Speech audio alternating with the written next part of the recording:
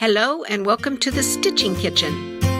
Welcome back to the Stitching Kitchen. I'm so excited that you joined me again today. We're going to take that thread that we took out of the skein that we put into the needle with the needle threader, and we did a knot on it last time, and I'm going to show you how to put it on your fabric. I like to teach counted thread cross stitch on linen or an Evenweave. Now there is a difference between linen and Evenweave. I'm going to put a piece of linen right here, and I'm going to put a piece of Evenweave right here. This is linen. I want you to look at the thin threads and thick threads, and then I want you to look at the Evenweave. The reason it's called Evenweave is the vertical threads and the horizontal threads are the same size. Now you might be asking yourself, why would I ever stitch on something with all those bumps and lumps on it? Well, let me tell you, once you get started stitching on linen, it has a romance to it. You stitch on the thick ones and you stitch on the thin ones. Eventually your stitches all look the same size. They don't look different. Right now you're looking at a very bumpy 18 count linen, and this is a 25 count Evenweave. What does that mean? Well, you join me in the next episode and I'm going to show you, but for today, I'm going to show you why you need a knot. Most patterns, they tell you to start in the middle. Let's pretend this is the middle. Well, it's hard to cross stitch up, and my favorite thing is to start in the corner or right in the middle at the top.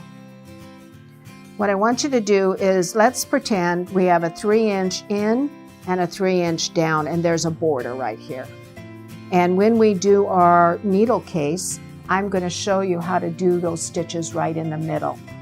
So when you have your thread in the needle, and yeah, it's a big needle, but I'm the teacher, I get the big stuff. So a lot of people tend to go like this because they want a long piece of thread. But what happens is you're going to take that thread and you're going to be moving it in and out of this fabric. What's happening is you're wearing out the threads on the sides. So as little thread that you can get away with in the eye of the needle, the better it is for your thread when you make your stitches.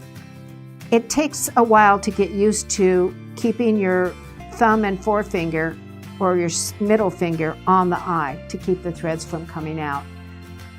Even an advanced stitcher such as myself, no, seriously. When we pull, we can take that needle away from the thread in an instant. It gets caught on your clothes, it gets caught on a button, it gets caught on the cat.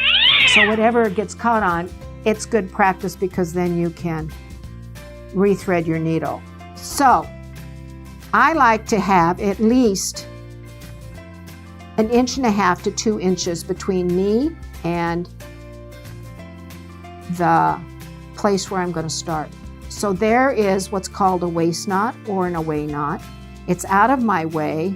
I will then come up here and find the vertical thread, which will be our next class. So practice tying your knots, and I'll see you next week.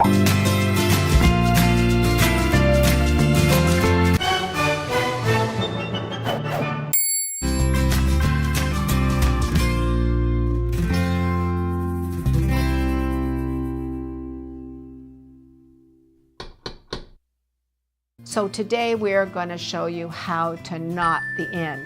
There are a lot of different philosophies out there about knots. Well,